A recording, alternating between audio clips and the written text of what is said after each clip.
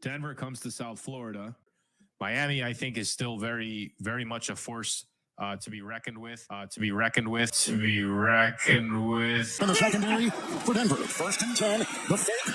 Good block in there, and down it goes. Caught at the 30. This is the dynamic hit. He's in for 6. To be reckoned with. Barrios on the move. Pitch out. Blocked by Barrios. Blocked by Armstead. Look at him dive. Look at him score. There's nothing exciting about going to a Dolphins home opener game. 2nd down and goal. Oh, look at that. Triple pass. A-chain. Breaks a tackle. To be reckoned with. Game. Spinning. Mostert. In there. Touchdown. To be reckoned with. They're in that company. That's regular season. 2nd down and 2. A-chain. Big hole. Turns it out. Accelerating. You can kiss him goodbye. Man, I'm going 3-0. I'm going with Miami to lose.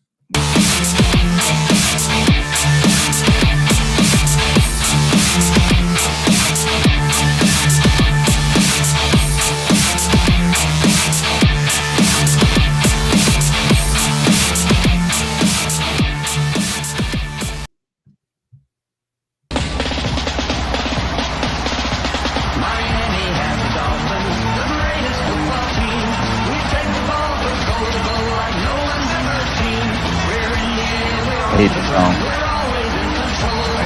That was good, Mike.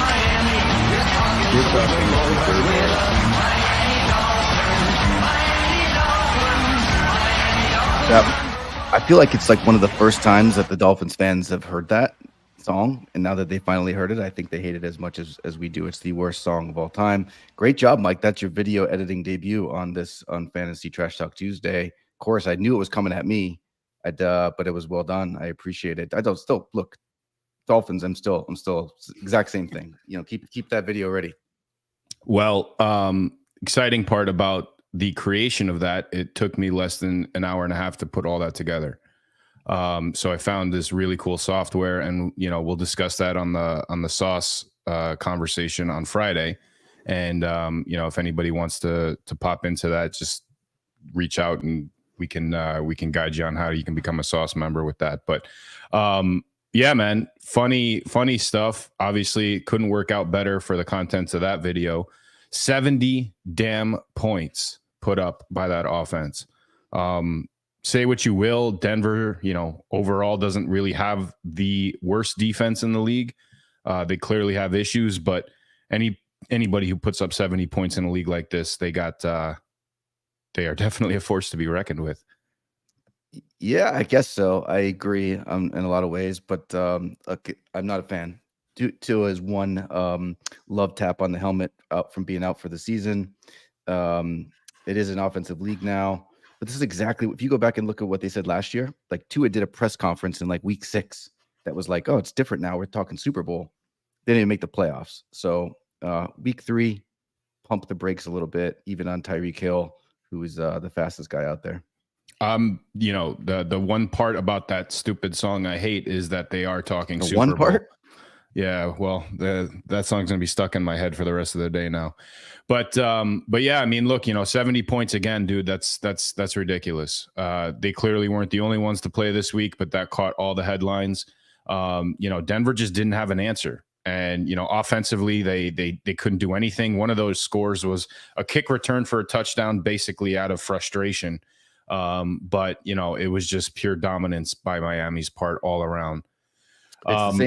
It's the same Dolphin franchise that used to talk trash for the Patriots for running up the score, but didn't, when they actually are able to run up the score, didn't seem to bother them too much. I hate the Dolphins. I hate the Dolphins fans in general. Now, if you're a Dolphins fan listening here, I don't hate you. I just hate your whole fan base. I think they are the worst. You go to those games and they show up late. They don't really talk too much trash when they're losing, but the moment Miami gets a 1-point lead, they are just all in your face like they are diehard fans, and that is not the case whatsoever. I am a big anti-Miami Dolphin fan base And to be fair, it's not just the Dolphins. It's really everything Miami, right? These are the same fans that'll show up in the middle of the second quarter to a Heat game and leave halfway through the fourth quarter when the game is still, alive, and then expect to get back into the arena after they bounce. So, I hear you, man. It's winning changes the dynamic of these fan bases for sure. So we'll see. Right now, they are one of 3 teams remaining that have yet to lose. And I don't see anybody stepping in their way anytime soon. So, New England kept the winning streak alive. They got Buffalo next week, by the way. So we'll get into that a little bit later. But I think they have Buffalo next week, if I'm not mistaken. Anyway. Yep. But again, we will get into that later for sure. I couldn't figure out how to describe the Patriots Jets game. So I just had to call it Punt Bowl 23. There were 16 punts in that game. Awesome for unfantasy holders, but overall, I couldn't think of a more boring way to play a game like that. So I think both of these teams are in quite a bit of trouble. New England did avoid the 0-3 start, as you predicted. But the Jets offensively, I mean, they're getting criticisms now from all over the place. So I don't know where they go from here. Frankly, I don't care. Either way, we'll see what happens. But did you end up watching that game? What were your thoughts? Of course I watched that game. That's why I didn't watch the Dolphins game, because that game, I mean, the Patriots defense is amazing. I don't think it's just because it was the Jets. The Patriots defense is legit. I think that's the saving grace here, that if anything happens. But yeah, it was pretty disastrous. I cannot believe that Zach Wilson is still playing after that stuff. Even after the game, they said he was still playing, but Joe Namath had a lot of things to say as well, and he's usually super upbeat. He's usually like a happy-go-lucky guy, if you remember. I couldn't care less about the team struggling. Right? He could. Yeah, Joe Namath, not a big Zach Wilson fan. Doesn't appear. I don't know why anybody should. I really feel bad for the guy. It went from a point to hate the Jets, but I feel bad for this guy Zach Wilson. I want them to trade them to obscurity. What's the most obscure team out there for you right now? Minnesota. All right. Yep. Trade him to the Commanders, trade him to Minnesota, trade him to Chicago, for crying out loud, and give him a shot out there, because this guy's not made for New York, and I hope he can do well somewhere else. But man, the Jets picked him 2-3 overall, something like that. Yeah, I mean they've gone through a revolving door of quarterbacks, and it seems like nobody can find their rhythm in that town. Including Rodgers, I guess, for that matter. But look, again, this team has much bigger problems right now than that quarterback. I think overall they can't put a complete game together, and for whatever it is, Belichick just has their number, man, and has for almost a decade and a half now. Well, no, but I mean, yes, but they haven't won in 7 years. I was watching it with my boy Hunter yesterday, and he's 8. And I was like, the last time the Jets beat the Patriots, you were 1 year old, which is freaking nuts. 15 times in a row, which is the second longest active streak. And I didn't catch who the longest active streak. I remember one year the Patriots had Buffalo for 8 or 9 years as well, where they just beat them nonstop. So you give the Buffalo fans a little bit of leeway, because they got to get that off their chest a little bit, but they're still not as annoying as Dolphins fans when they beat you going 7-9 or 7-10 these days.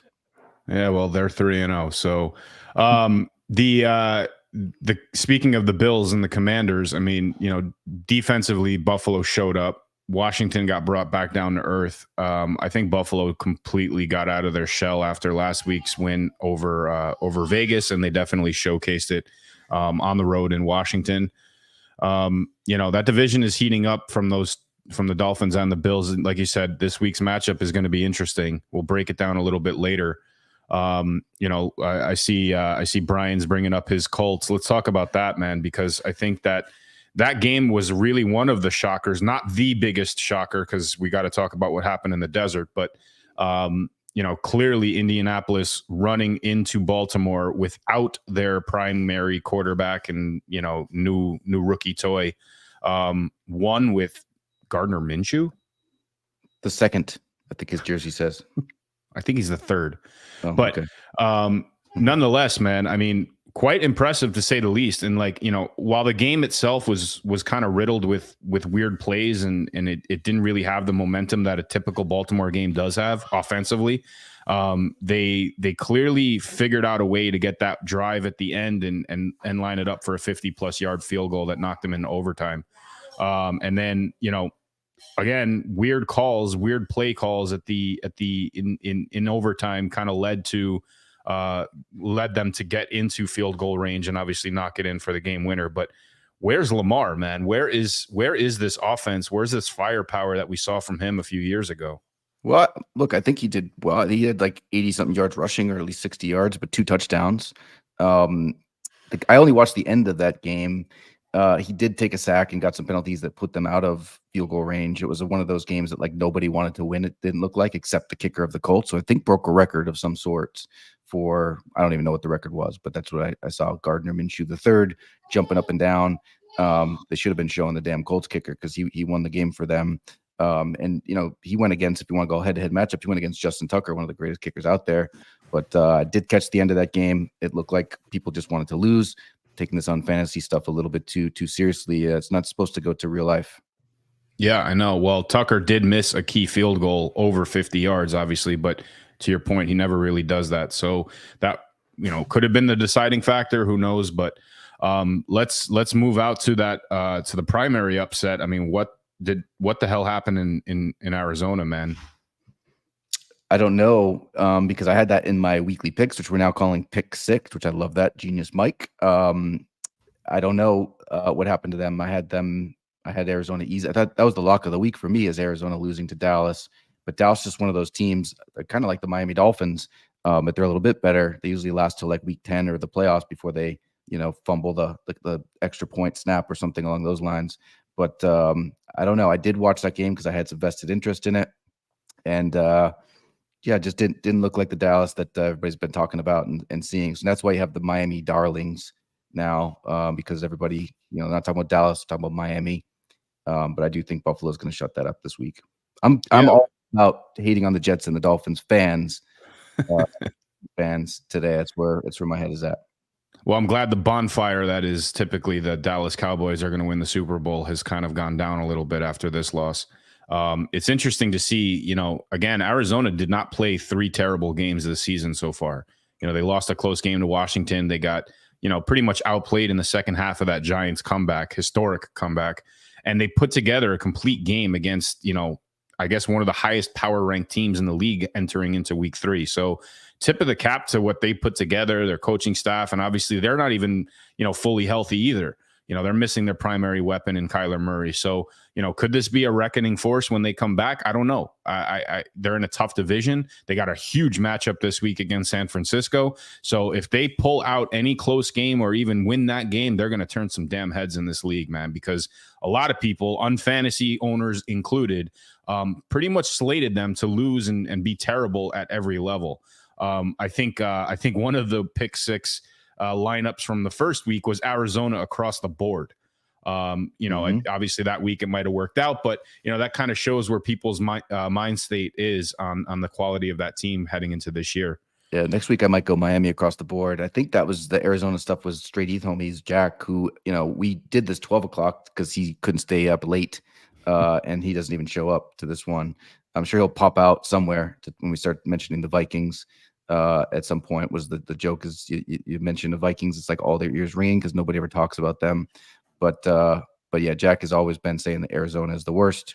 I thought they're definitely going to lose. I might roll that. I might run that back, that lock of the week, and have Arizona losing to San Francisco next week. But I don't know. You bet against them last week against the Giants, and I think you might have learned your lesson with that one, man. I mean, Christian McCaffrey he's a resurgence, but like you said about Tua, he's a tap on the helmet away from being out, right? So, that's the risk that a team like that runs.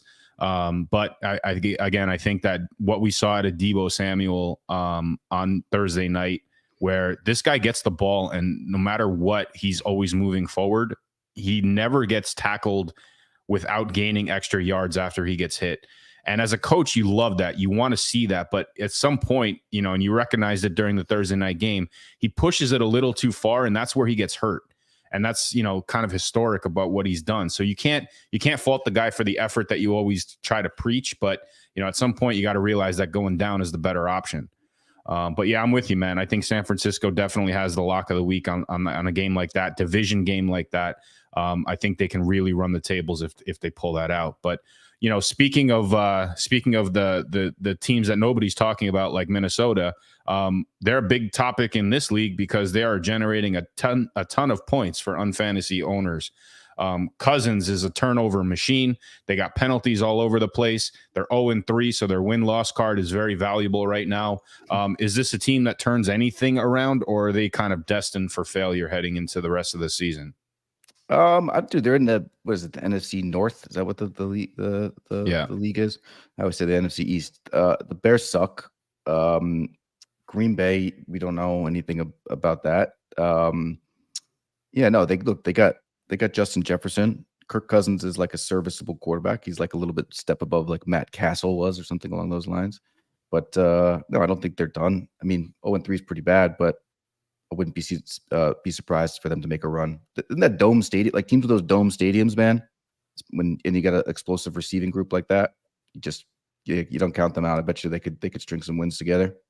Yeah, it's possible. I mean, I think Detroit, being the other team in that division, is really turning some heads so far, and they have a huge matchup this Thursday night in Green Bay, or at Green Bay, or with Green Bay. I don't know where that game is, but I think that division game is going to set the tide here. Green Bay can't string together a full game. Jordan Love he's winning games, and he's won 2 games so far as a starter.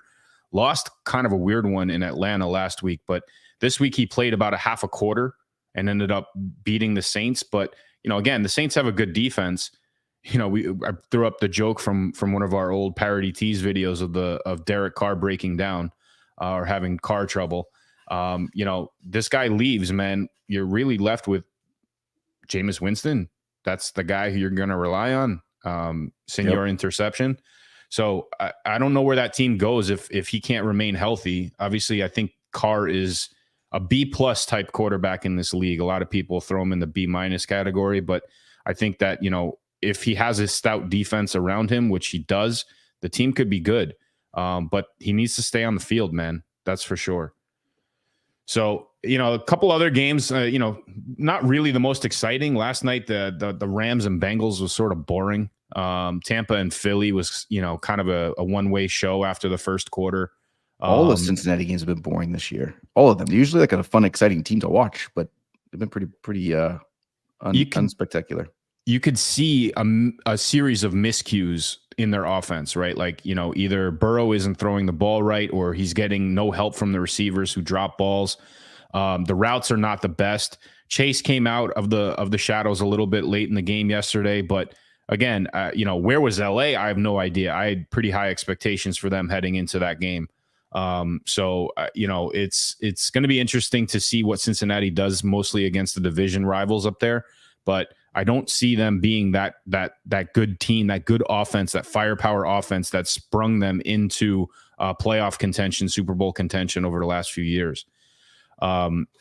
Detroit, on the other hand, I like what I'm seeing out of them. I mean, granted, again, it's Atlanta, and I think Atlanta had a little bit of a false flag of success in the first couple games, but I think Detroit is stringing together some pretty solid games on both sides of the football.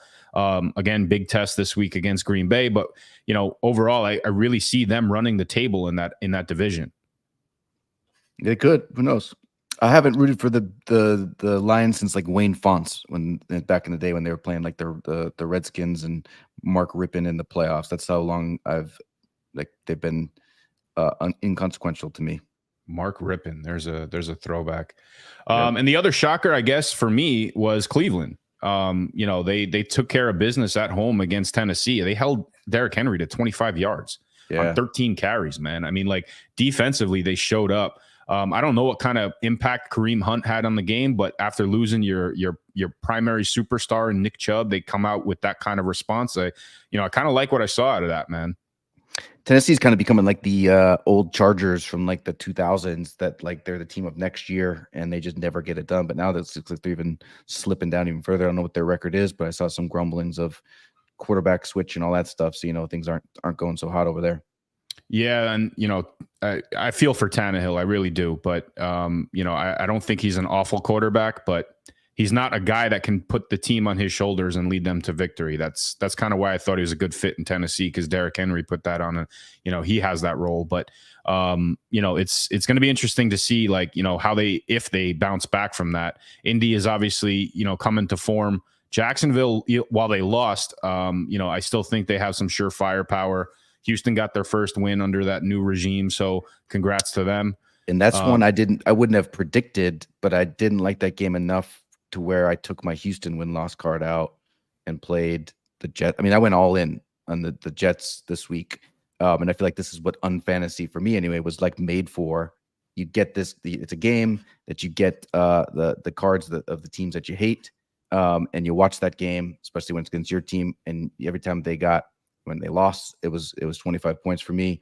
I had their offense in there. We didn't get any interceptions, so that kind of sucked. But I had their special teams as well, so that was racking up a bunch of points. And every time they punted, I was cheering doubly.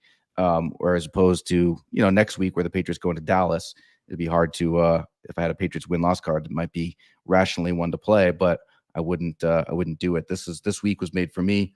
I went 3 out of my my lineup sets were Jets, and I very much enjoyed it. Yeah, I mean, Jacksonville was a huge disappointment. Not just because it was Houston, not just because of the division game, but because it was at home. And, again, I don't think they played awful against Kansas City the week before. They could have found ways to win that game, just like they could have in the playoffs. But, you can't overlook teams, especially in your division, that may not meet the criteria of being one of the best in the league. And I think they got caught with their pants down on that one. Pun intended for their mascot. The Steelers head to Vegas, and I think they definitely took control of that game quick. Vegas seems to have a nice little pump out of the gate, and then they completely just stay stagnant. And the ongoing joke is that I guess they traded Derek Carr in for Garoppolo, which is basically the same sweater that you get on Christmas. But I don't like what I'm seeing out of Garoppolo. He threw a lot of weird interceptions, and obviously for unfantasy holders that was valuable. But overall that team couldn't find a run game. Their defense looks like Swiss cheese. They're not pulling anything together as a complete unit, and it almost puts a damper on what we saw from them in week 1 against Denver on the road. So, they're brought back down to reality. They're sitting at 1-2. And they got a pretty extensive uphill climb, this week against the Chargers. Josh McDaniels better get it done here, man. I don't know how many chances he'll get.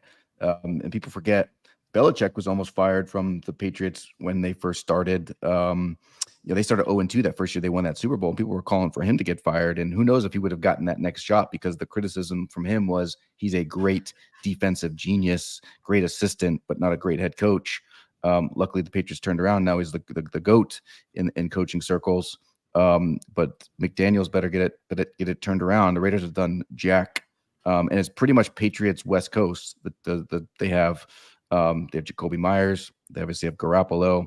They had Chandler Jones. There's a lot of Patriots players on that team, and they're not doing so good.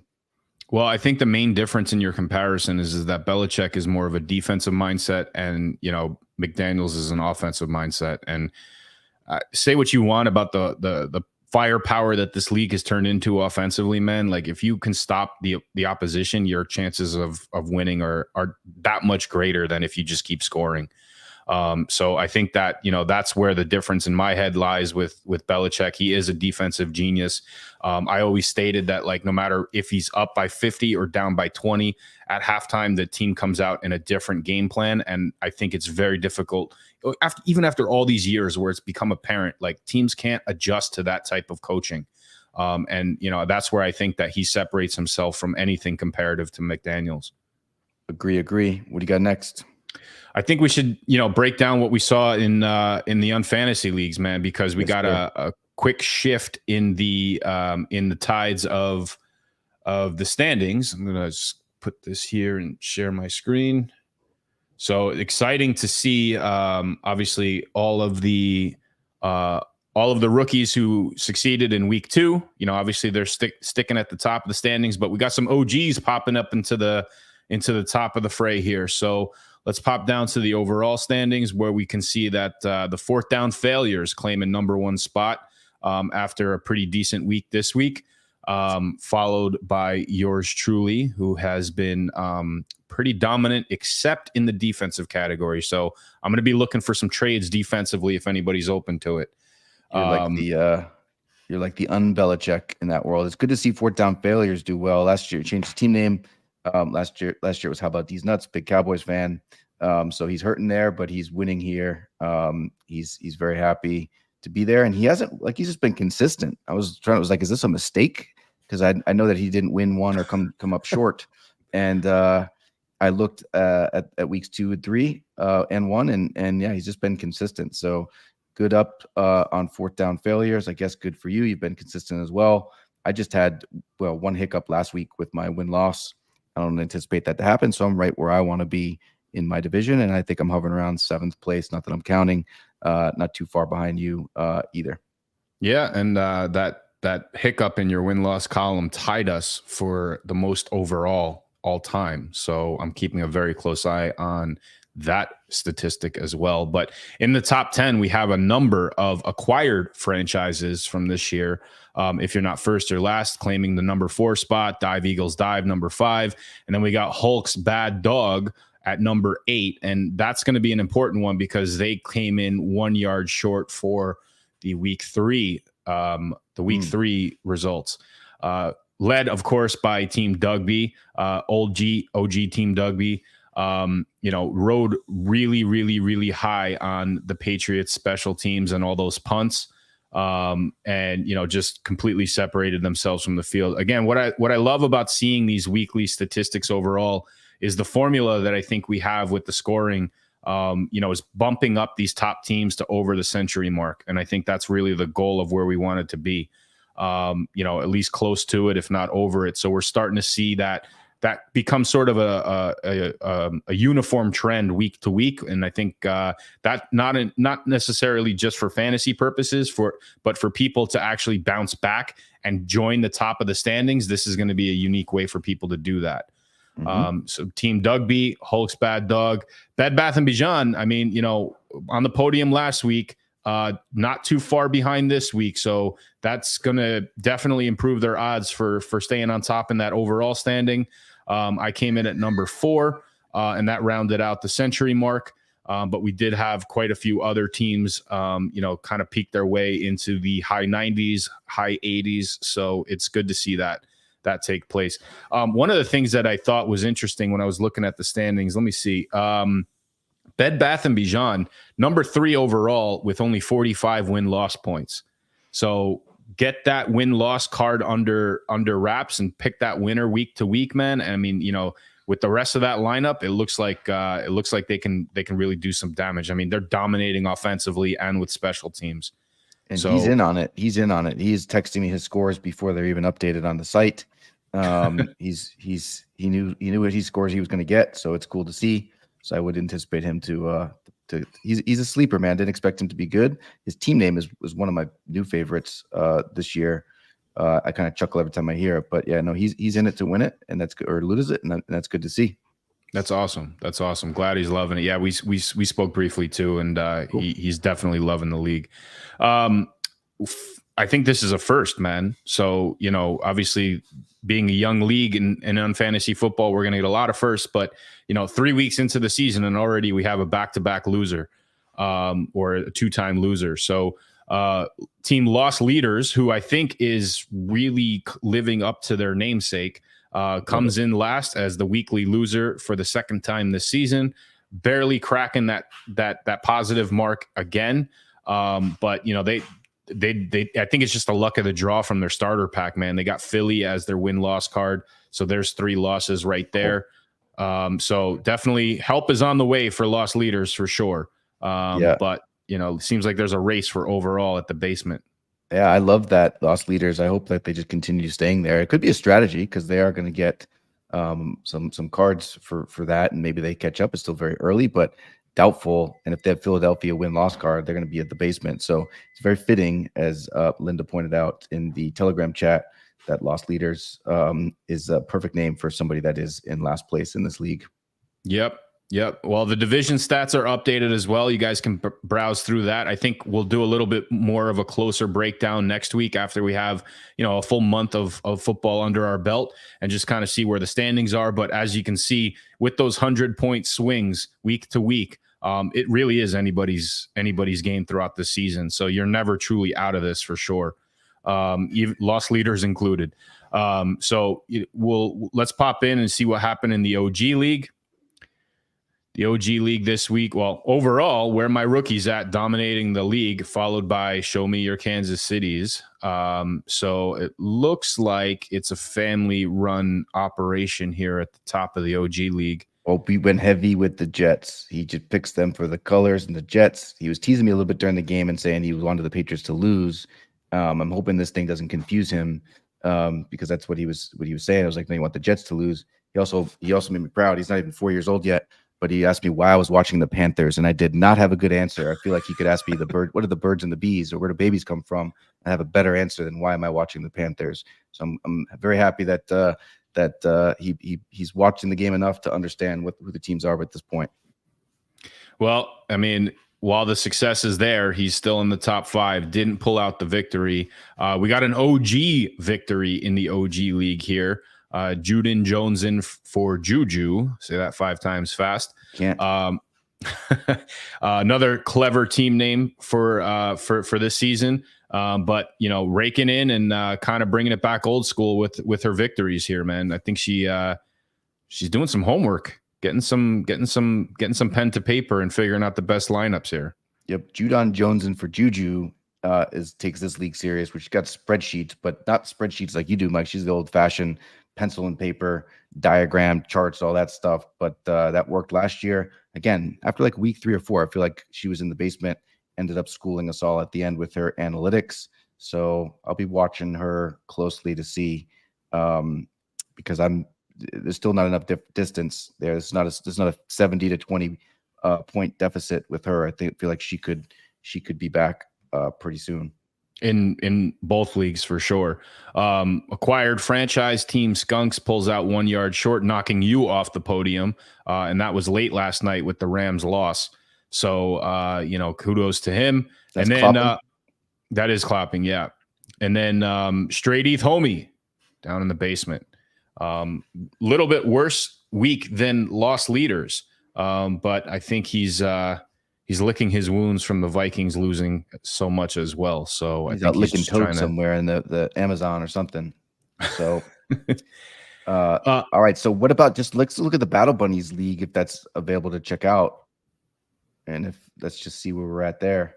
So the Battle Bunnies League and the Dead Poker Society League are broken into 2 randomized divisions. So teams are randomized and placed either in the DPS League or in the Battle Bunnies League. And it's just a race for the top of these respective divisions until we get to playoff time. So sitting on top of the DPS League is myself. Not too far behind Dive Eagles Dive, Hulk's Bad Dog, and then Casanova rounding out the top 4. Winless in Seattle making a comeback. They made some acquisitions this week. So keep an eye out for some lineups that are going to be set by them. But yeah, I mean, we're looking at, 7 teams over the 200 point mark already in this division. I guess in both divisions really. So it is pretty even. It is pretty evenly spread out. 4th down failures rocking out the Battle Bunnies. They are obviously first overall. So 1 and 2 are ironically in separate divisions here. If you're not first, you're last, really close behind, followed by you. You're a win-loss card away from taking that number 1 spot. Goal Stoppers rounding out the top 4, and then Mad Max, thank you very much. And the Disco Kittens, BBS rounding out the number 8 spot as well. But as you can see, I mean, like everything is really, really, really close in these respective divisions. So we're going to come up with some really cool stuff and ways to kind of make this a little bit more competitive as the season rolls out. Yep. And all of these leagues will have different prize pools. These are sub leagues, so it's not the main league. The main league's where you want to focus on, but there is something you want to win more than just for bragging rights. on these leagues. So I'll be looking a little bit more into that. The OG League, again, it's for franchises from last year, or if they were acquired. You can get those either through trade on the Telegram chat. I think the Battle Bunnies has a Discord channel dedicated to this as well. There also are some on OpenSea as well. So I'm going to give those a good look. But those are only playable in the Series 1 OG League Season 1 unless you get a full set. So if you get a full set in the OG League, don't know if there's anybody out there now or any available for now, that also carries over into Season 2. So you get kind of to play it in both seasons. Yep. And a quick peek at the all-time standings. And again, these are updated with every push update that happens sporadically throughout the week, mostly at either halftime or at the end of each respective game. If you're not first or last, is definitely in first right now. Goal Stoppers rounding out number 2, followed by yourself, followed by me, and then it goes down the list. But what I love about watching this is that, between numbers, I guess 1 and 18, we're all over that 1,000-point mark. Flag on the Play is not too far behind. They're going to eclipse that this week, barring a catastrophe. But it's exciting to see the all-time stats sort of round out in form. Yep. I remember when you were kind of giving me trash last year, it's how much it's grown for hitting like 500 points. The first to 500 points. It's like you were some Mile High Club winner or something along those lines. Of course, I surpassed you going on from there. Linda asked if they're stuck with those OG cards. There's no more cards like packs. They're just on OpenSea is where you can get those cards, but there's trades too.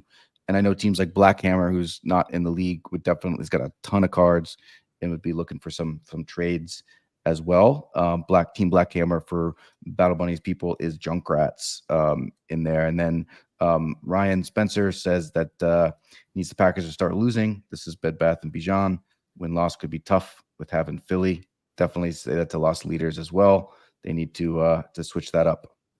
Yeah, well, I mean, not only is there help with the packs where you're pretty much guaranteed to get one card of each scoring category, but we also have free agency available too. And we're going to pop in some new teams this week as well. But that free agency is going to allow you to pick the team in that respective category that you think is going to have the best matchup either that week or for the rest of the season. So those, again, are really first come, first serve. Whoever gets their hands on them first gets access to them. But again, we also have trades. And, there will be a trade deadline in this league, and that's where we're going to distribute the actual on-chain collection to anybody that holds a digital wallet. So you're going to be able to get your cards and really have access to them and, showcase them in your wallets at that point as well. Yep. Final piece to cover for the week 3 recap. The pick 6, the newly named Washington Commander, I guess, replicated concept of changing names. Dead losing picks wins again. Congrats to them. Now, what's really interesting about this, or at least what I found interesting, not too many people picked the correct win-loss card. And I think everybody was really riding on Dallas and Arizona. As you can see, a few people picked Arizona, a few people picked Houston. Chicago was obviously a surefire thing. Somebody picked Cincinnati. Giants were pretty much a surefire thing, except for you. I don't know who picked Buffalo, but that was a coin flip. Either way, go ahead. Yeah, go ahead, man. No, I was going to say, either way, this game has gotten to be really fun because it takes you into I'm going to understand each of the matchups and pick the best unfantasy score that I can think of. But it puts your mindset really into the unfantasy world, where, like, for me, I promise you, like, rooting for punts and missed field goals. I think there was a doink yesterday that actually went in, and I was actually excited when I heard the sound off the upright. And then it went in, so obviously, lost points from that. But I think, as time rolls on and as obviously the game and the scoring mechanic starts becoming more recognizable, this game is definitely going to pick up some steam. And again, you don't need to be in the league to play. So anybody, friends, family, whoever watches football and likes to play around with different concepts of football, this is definitely one that they could pop in on. And he's won the second. And I'm glad that I was asking, because I had asked you who's dead losing picks. I guess it's DED. So Dive Eagles Dive. So that's his team name. This is for his weekly his losing picks. The pick six. It's his second time winning. So it's $200 over there for him, which is good. And if you I'm looking at that, there's not a lot of entries. So I feel like maybe that's why he's won, or maybe he just really is that good. But I'm going to take a look at that. And it's against $10 for a chance to win 100. Dive Eagles Dive. It's more of a tongue twister than Juju Jodon for Joneson. Pulls it for a second win in a row. What was the Monday night score total up?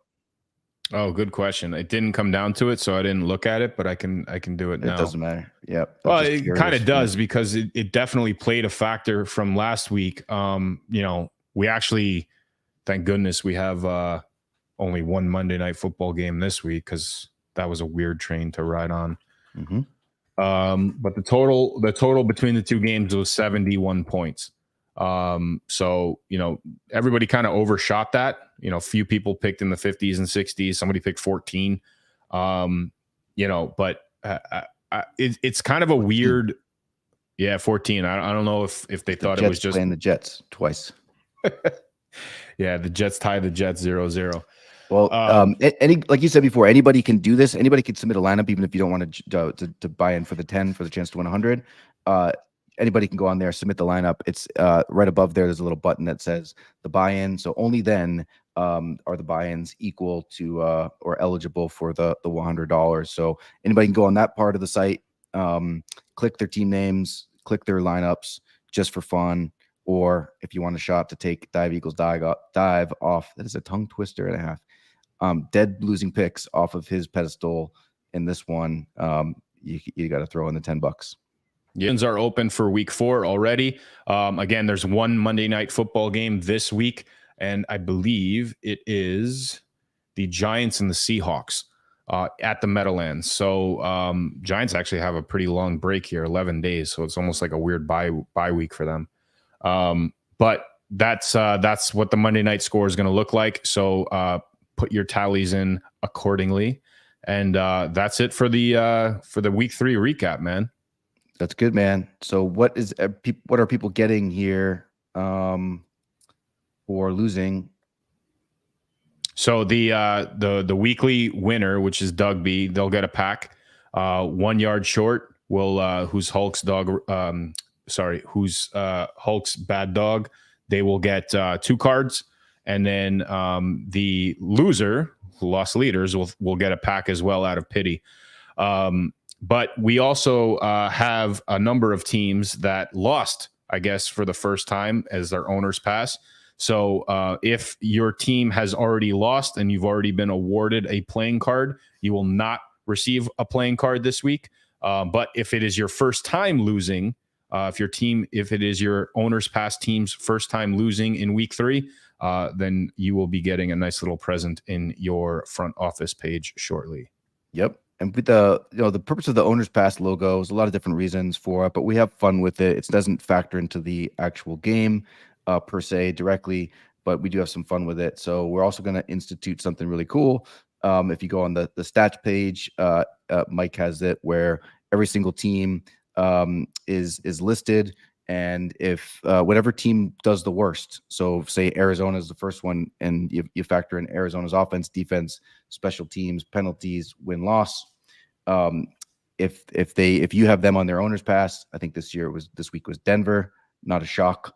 If you have Denver on your owner's pack, you're going to get a pack of cards. I don't think these are tongue twisters. I think I'm just having like a mini stroke or something, or I'm just still pissed off about that Dolphins win or excited about the Jets loss. But yes, so whatever logo you have on your owner's pass, if that team just happens to do the worst overall, we're going to throw a pack at you, at least for this week, next week. But, I think that's kind of like a little fun one. So probably keep that going throughout. Yep, for sure. So if you have a Buffalo card, get rid of it, because they are they didn't even break positive numbers on their UNfantasy score this week. Pretty crazy. Yep. Who are the remaining teams that have not won yet? Oh, so we have Epic Fail Watch in play, and there's 4 teams. You have Carolina, Chicago, Denver, and Minnesota, which is one of the questions that I guess I was going to pose to you and everybody here. Pop in those answers either in the Telegram or in that Battle Bunnies server channel. Which team is the most likely to continue the epic fails as we head into week 4? If I had to throw my hat in the ring, I would say Chicago is the worst of all these teams. Obviously Denver got annihilated, but I can't picture them not having a bounce back week after that. They are professionals after all. Carolina's hurting and they're young, but they didn't really play awful in Seattle, so I can't put them at the top of that list. And then Minnesota, man, I mean, it's hard to say that team with the amount of firepower they have offensively. Yeah, man. So there'll be something here too. So if on your owner's pass you have one of those 4 teams, whoever loses last, like an elimination, there'll be something for you there too. So if you have those 4 teams currently on your owner's pass, you're still kind of in the running for that. I got Kansas City, but it is what it is. You were kind of disappointed with them, but who knows? I'm taking that identity now. So I'm good. Well, you're going to be able to showcase that identity pretty shortly here. Yes. So another exciting announcement that we have for this week is that we officially opened the UNFan merch store on the website. So you can get some really cool looking t-shirts.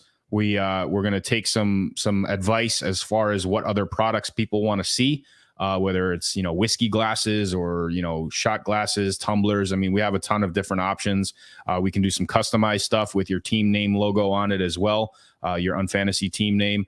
But, with that, we are one step closer to firing out t-shirts to everyone too. Yes. Part of the value for this league, just an ancillary value, but everybody is going to get a t-shirt that's in this league of your team logo. The OG ones get a special t-shirt with their logo from last year and this year. That's gonna go out. So I'm really excited about that. Got to get the shop up and running in order to get those ordered, printed, and sent out. But those are going to go to everybody. So make sure you have your sizes. If you ate too many nachos this week and your sizes have changed like me, make sure you update us on that and the address, and we're going to get those out, man. I think like in the next 7 days or so you can rock these shirts out. They look great, man. You've put them together, designed them a little bit, and they're good. And thank you for doing all black with them, because I hear black is a little slimming, and I'm excited to actually get my Kansas City one. I did it for me. For you, I was going to make it highlighter yellow, but I don't know. I don't think that color option was there. For me, it's just the tan, so it looks like I'm just going shirtless. It's pretty much what you did. One of the things that we've learned over the years of a kind of being involved with this project, this business, is that when you wear that, man, and it could be anywhere, the grocery store to church to a kid's birthday party, this is an instant conversation starter and a chuckle. You're going to get second looks. You're going to get glances. You're going to get, what am I reading that correctly? It's really fun because it starts the conversation, and then obviously that leads to a sports conversation. And okay, so what exactly is UNFan? And that's really where people really get the concept and really join in on the fun. But this whole thing started with you seeing that logo on a t-shirt for Miami of all things. Yep. This started with me just having to have that t-shirt, and the company gone out of business. And I what the heck? These things are too good. There was a couple logos like, let me buy those ones. Let's just create a bunch. And you and I together created all the rest of them, and then expanded on to others. But that's how it all started. And yes, they do stop everybody in their tracks. Look, maybe some people like Jack, maybe a little antisocial. No, he's actually very social, so picked the wrong one there. But maybe Frank doesn't want people to stop him. At the grocery store or something like that, but they do, and you really confuse them when you do like me, when you wear a Patriots hat and then this joke shirt. Can't tell you how many times, like at my kid's school, at the restaurant, they just stop and look because they are confused. How is this Patriots Jets quasi person in front of me? But then it's great when you get this Jets fan that tries to give you a high five, and then they reel it, and it like kind of clicks because they're like a little even slower than me. and then they're like, oh, this guy's making fun of me, and I just high-fived him. So yes, these shirts are great, and I have them all, and I will try to wear them depending on who the Patriots are playing. But they all kind of look good. I dig the Seattle colors. I actually dig Minnesota colors. I dig the terrible towel shirt, so I wore that this weekend along with that as well. So it kind of is a sneaky way for me to allow to wear other teams' colors while still supporting my team as well. Well, that was the whole point, right? Like, why be a fan of one team when you can be an unfan of 31 others? We've done no marketing, but these shirts still get sales. I'm just curious, what do you think the top selling shirt is, Mike? I mean, just by the nature of it, I would have said New England. Mostly because they were one of those teams that I guess everybody loved to hate forever, especially during the Brady years. And, that's really where we kind of were at the peak with pushing the merch side of this. But I think I would be wrong. So tell me, what do you think? What is the number one? Well, first off, it's cool that every single one of the shirts has sold, right? Whether it's hockey, basketball, like even some designs and logos. I was like, is there a way to do something better?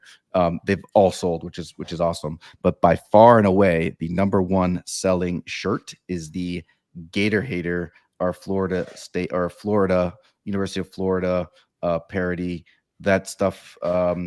There was 4 ordered yesterday just on that Gator Hater one. So college football fans are rabid, and somebody from Ohio bought it. So that's I'm assuming they're an Ohio State fan. But again, I could be wrong there. But that's by far and away the most. The second is the Patriots, and Dallas as well.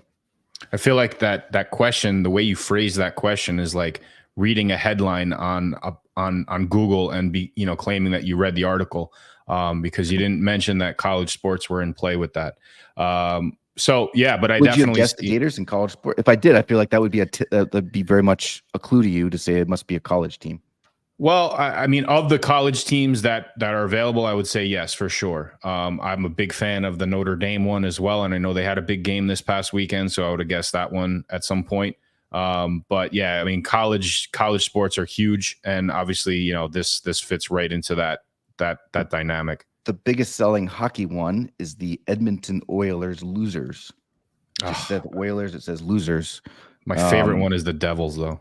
The Devils one is good. That is one that does get ordered. But sneaky, there's a lot of Edmonton. I think they're all Edmonton Oiler fans that buy that too. There's the one with the paper bag over their head. Maybe, or maybe they just can't read up there. But for now, the store just has the football logos, but we're going to slowly add all the other logos in there as well, and we'll make them available and we'll make it so that it's easy to sort them out. But again, one of the cool parts that we do with this too is we always take feedback about what people's ideas are about some of these other parody logos. So if you have any ideas, if we don't showcase your team or a team that you hate, let us know, and we'll make the logo happen. I mean, we've done that with a couple teams. I think the Gator Hater in the different colors was definitely an outsourced idea. So we'll put that in play, and we'll just expand the collection. And I think that's the original fun one part. was later Gators with a tier, and a Tennessee fan was like, "That's not enough," so we changed it to Gator Hater to be mean, and then put it in Tennessee colors for him. But yes, it worked because that one is the one that's ordered the most. Cool, man. Well, we're approaching the hour mark, so I don't want to vacate without running through week 4. So grab your pen, grab your paper. Everybody do the same and post those guesses and picks in the Telegram chat or the Battle Bunnies Discord channel. And anybody that's listening here, post them right in here too, because I definitely will take some record of who they think is going to win or who they think is going to lose. Beauty. So I was right. It is at Lambeau. Detroit heads up to Green Bay on Thursday night. This could potentially be the deciding factor of the NFC North. What's your take? This one is completely blind, as Cody had said, with Jameis Winston leading, couldn't lead blind people around. I don't know. I've never watched either of these teams play this year, other than that first Detroit game. I guess I'm going to go with the Packers losing. I am as well. I think that Love still has a learning curve, and playing against arguably one of the better teams in the division this year. It's going to be a much different division game than what he experienced against the Bears. That's for sure. Mm-hmm. Okay, so we definitely came back down to reality with one Monday Night Football game this week. However, we do have an early bird game on Sunday. It's the first international game played of the season. It's going to be in London, and it's going to be the Falcons and the Jaguars. I feel like the Jaguars play there every year. Yeah, it's like there was talk about them moving over there at that one point. And being I think the owner is also part owner of like a soccer team or something over there. But I think the league is trying to build a fan base. And why they picked the Jaguars, I don't know. But the Falcons head over there. The Jaguars are officially the home team, so they will lose that home game this year. What are you thinking, man? That's why they do it, because Jaguars don't sell all the time. You need to find a franchise that's willing to go over there and needs to like up their fan base. Perfect for Jacksonville. You said they're playing Atlanta? Yeah. No, yeah, the Falcons lose. Yes, I was going to say the Falcons lose as well. I can't imagine that Lawrence plays awful 2 weeks in a row, but that's why they play the game. Baltimore heads into Cleveland. This potentially could be one of the better games of the week. Baltimore obviously off that tough loss against Indy. Cleveland riding high against Tennessee. I don't know if they can keep that type of momentum up 2 weeks in a row. I do like the way that Cleveland has been playing at home, though. So I'm going to take the Ravens losing for the second straight week and having Cleveland run the table in the AFC North. Wow. I'm going to go with Cleveland losing that game. Cincinnati goes into Tennessee. Tennessee, obviously, Jekyll and Hyde from weeks 2 to week 3. They did not play well this past week in Cleveland, but they did play very well against LA, the Chargers, the week before at home. Cincinnati, again, I'm not seeing them fire or click on anything, even though they did win this past week. They will have a resurgence week where they post 40, 50 points. I know it, but it will not be this week against Tennessee. I'm taking the Bengals to lose. Okay. I'm going with Tennessee to lose. And of course, you talk about a Vikings fan, then they appear in Jackson, Ireland. He's 1 week away. If he just book this a little bit later, he'd be able to go see that Jags Atlanta game. But hope you're having your corned beef and potatoes over there, Jack. I miss you as well, and wish I was out there, man. I've never been to Ireland. Been all the way down that area, but never Ireland. Well, I hope he packed a lot of Kleenex because his team is making him cry pretty often here. Yep. But yeah, I miss you too, buddy. So get back here. We got to get you on here as a guest for sure. All right, next one, we got the battle of the unbeaten. So we talked about those epic fails. We got one of these teams potentially that will not be an epic fail for next year in Denver visiting Chicago. This one, I think, is going to be somewhat of a resurgence game for Denver. I think they were more of the surprise getting their ass kicked this week than Chicago was at Kansas City. Chicago is lost at every level of the game, man. And, they brought in Moore. They thought that he was going to do some damage in assisting with what Fields is providing as far as that, that run and gun style quarterback. But it just hasn't done anything, man. They have no running game. Their defense is invisible. Granted, they played the Chiefs, but all season you're not seeing anything that you can kind of grasp on for hope.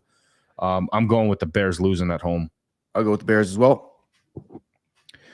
LA Rams go into Indy. Now, this could also be an interesting game. I liked what I saw out of Indy, even though it was Gardner Minshew III. I think the Rams came out flat against Cincinnati in prime time. That wasn't really something that I was expecting. I thought the Rams played very well against San Francisco and obviously won in Seattle in week 1. I'm going to go out and I'm going to say that the Colts pull this out, man. Rams drop another one on the road. I was sure the way you said that commentary that you were going to pick Indiana, so I had to scratch it out. I'm going with the Rams as well to lose. Vikings go into Carolina. Also another game with unbeatens. So 2 epic fail teams could be off the board heading into this week, but that means that there's definitely going to be 2 that remain at least heading into week 5. So Minnesota, we talked ad nauseum about them. I don't know if is Bryce Young coming back for this week or no. No clue. No clue. Okay, so it'll be interesting to see if that happens. But Carolina has their issues. Minnesota clearly has their issues. This is just going to be one of the box scores that you watch at the end. I don't think too many people are going to tune into this, but I think that Minnesota grabs their first W this week. Carolina stays on without a win. Okay, all right. Jack's drinking a Guinness. I didn't even know the Twins in the playoffs. I didn't even know anyone watch baseball. You're talking to Red Sox and Yankees fans, like last place and second to last place. So yeah, we're already into next year. Yep, on to next. Who's your pick? Carolina to lose. Carolina lose. Mm-hmm. All right. Pittsburgh goes into Houston. All things considered, I really like what I saw out of Pittsburgh the last 2 weeks defensively. I think Watt has woken up as one of the dynamic forces and defensive edge rushers in this league after kind of a brutal injury last year. Offensively, they still have some issues. And if you guys look very carefully at the UNfantasy stats, Pittsburgh actually leads in quite a few of those categories. So UNfantasy-wise, they're still very valuable, especially offensively. They cannot move the ball enough to secure first downs, which means they're punting the ball quite a bit. Houston coming off a very emotional win, division win, but I think that is short-lived. I'm going to go with Houston losing this game. Yep, same deal. Going to go with Houston, and it sucks, man. I was hoping the Steelers were really bad this year. I still think they probably are, but didn't watch any of that game. But that was a shocker for me there. So I'm sure they're going to ride it in Houston. Houston loses. Bucks go into New Orleans, and if they don't get shot before they start the game, then I guess they'll be it'll be an interesting game to watch. New Orleans again, I think rides on the threshold of what Derek Carr is or isn't, whether he's playing. I'm not quite sure if that team can ride Winston to a victory. Obviously, it'll be an emotional game for him because he's playing against his former team, division game. Two teams that potentially could run the table in that division as the season starts to unfold a little bit more. I think the Bucks learned a lot against playing like a team like Philly. They had them defensively for at least the first half. They were getting the ball in the red zone, and the Bucks were shutting them down. So if they keep that style of gameplay, I think they're going to be okay against teams that aren't as fire-powered as Philly. I'm going to take the Saints to lose at home. Yep, same deal. Commanders go into Philly. Speaking of Philly, I think this is one of the more locks of the week. But division game, you never really can count your chickens or Eagles in that matter. Eagles are playing at home where they are very dangerous. I think they continue to ride the momentum. 8-point favorites in this. Commanders lose another. Commanders lose as well. I feel like there might be some cool parody. We have the no names now, but I feel like there could be some cool parody with the Commandos or something along those lines. But that was a tough one when they changed their names on us. Yeah, over and over and over again. And it sounds like they're going to do it again too. Rounding out the 1:00 games on Sunday, probably the game of the week. Miami goes up to Buffalo. Now, I'll let you take your take on this, and I'll take mine. Buffalo definitely doesn't seem like they're playing great. They were the darlings of this division coming into the season. If Buffalo's going to be good this year, they're going to have to take out the Dolphins. So I'm going Buffalo to win at home against Miami. I will say, too, not to throw the Patriots plug in here, but the Dolphins have been dominant in 2 out of the 3 games on offense, and they scored 24 points, and one of them was off of like an interception in the red zone against the Patriots. So the Patriots defense, don't sleep on them at all. Miami's going to lose this game in Buffalo and come back down to earth. I think that over the course of the season, obviously these teams play each other twice. I think it's going to be a season split. But I think that Miami pulls out this one, and they're riding this emotional train. Now, Buffalo has the best defense that I guess they have seen to this point. You can toot the Patriots horn all you want, but Buffalo's defense is a force. We'll see what happens on Sunday. Obviously, anything can go down, but I think that the lack of cold weather visiting Buffalo this time of year, and the momentum that Miami has after posting 70 at home this week. I think this is a good time to go into Buffalo and pull a W. Okay, next up. Now we move into the 4:00 games. Arizona visits Santa Clara and the 49ers. Again, we talked about Arizona. I don't see them, pulling this one out. I think the Niners are too good of a team. I know I say that week after week, but I love what I'm seeing out of McCaffrey. I think Brock Purdy's doing enough. He has a lot of firepower on the edges with those receivers, and defensively, they're one of the best in the league, man. So I really think that this is one of the surefire picks for the week, even though it is a division game, even though Arizona's been playing well. I don't think they can beat a team like San Francisco. Yeah, it's a tough one to call. Just because the Niners are going to lose at one point. It's a division game, a little harder. Arizona's playing well. I guess I wouldn't pick that one as a lock of the week, but I am going to go Arizona to lose. Patriots going to Dallas. I'll start this one off. I think the Patriots are going to lose, and it's not due to my frustration and hatred for everything that you glorify, because obviously I hate both of these damn teams. But I think that if Dallas loses this game, or they get embarrassed like they did last week, they have much bigger problems on their hand than just an L in the lose column. Yeah. I don't know, man. The Patriots have the toughest schedule in the league, at least going into the season. Obviously, there's some surprise teams here, so I'm not sure what that looks like now, but they still have pretty damn murderer's row of schedule here. They're going to need to pick one off. So I feel like this Dallas one is one of those. The Raiders one, feeling a little bit more confident with that, but they're going to need to pick one off. Going 1-3, I think they're still not out of it, but that's going to be challenging. But the defense is ready to go. I don't think the Cowboys is going to face a defense like this. I think this is one of the best defenses out there. And Ezekiel Elliott's coming back and had a little bit of a decent game this week, going back to Dallas with a little bit of a grudge on his shoulder, on his belly shirt. And I think the Cowboys are going to lose this game. I mean, look, if New England has to make a statement to back up everything that you've been preaching for 3 weeks now, this is a game to do it. So I'll give you that one, man. They gotta put their foot down and make that statement loud and clear. Sunday night game. Oh, sorry, I missed one. Raiders go into LA and play a division game against the Chargers. Again, like Vegas is just not an overall good team. They're playing well out of the gate, but then Garoppolo settles in and throws interceptions. LA, I think, has a good defense. They've kind of had a rocky start to the start of the season, but I think they kind of got their act together a little bit against Minnesota. We saw some trickery. We saw I guess it was a backwards pass that ended up getting thrown for a touchdown to Mike Williams. So they have some tricks up their sleeve. They have definite surefire offense. And I think that Eckler, again, I said this last week, if he comes back, that changes the entire dynamic of what that team can do.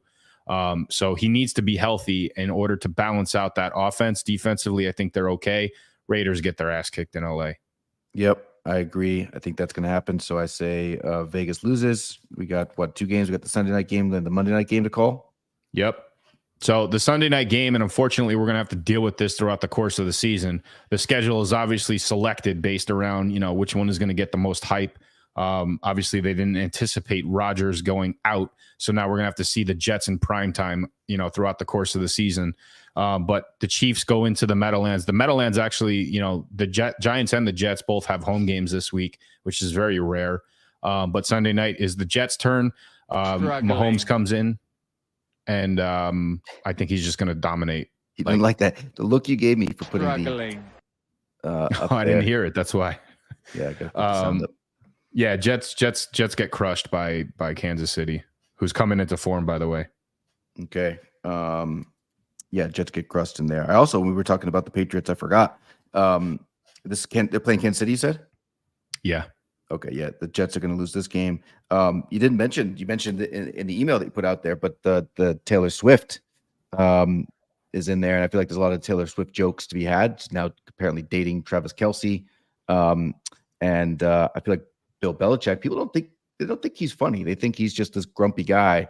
He's probably one of the funniest guys around, as you can hear. Well, I would say that Travis Kelce's had a lot of big catches in his career.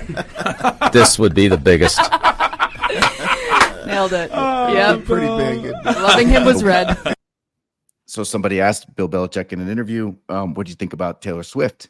Normally people would think like, I'm just worried about the players on my team, worried about only my wife. But he pulls a funny joke. He does that a lot. Just doesn't get a lot of press. But that one is probably the Travis Kelce Taylor Swift joke of the week that I heard. I heard another good one too. I mean, since it, I guess the message came out, and we're not TMZ, so didn't really want to get into the my girlfriend stories. But Travis Kelce's jersey sales went up 400% this week.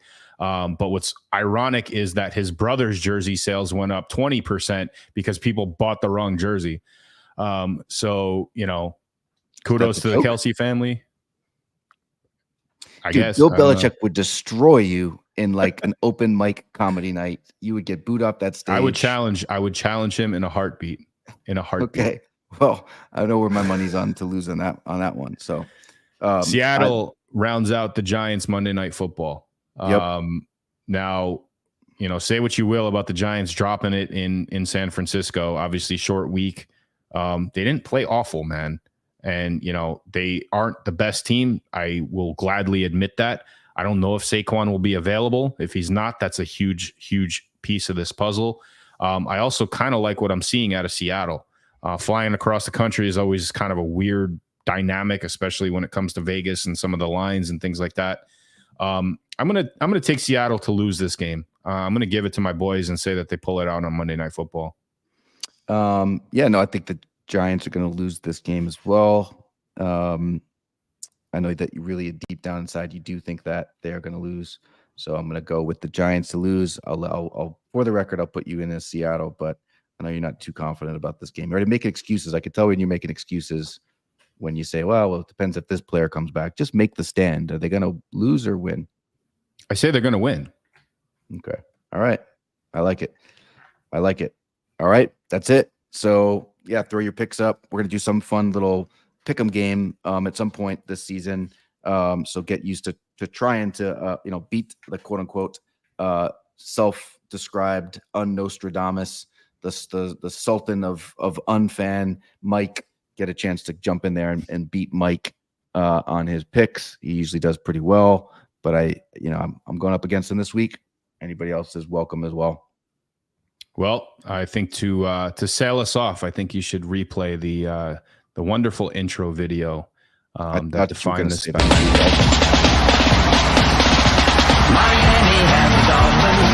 Worst song ever, and I feel like Dolphins fans know how much they hate it now. But yes, I will say goodbye to everybody. Thanks for joining. Mike put this one together. Didn't see it. Gave me strict rules. Said Scouts honor. He didn't say Boy Scouts honor. Not to watch this. So here you go. I meant Girl Scout later. Yeah. And good job.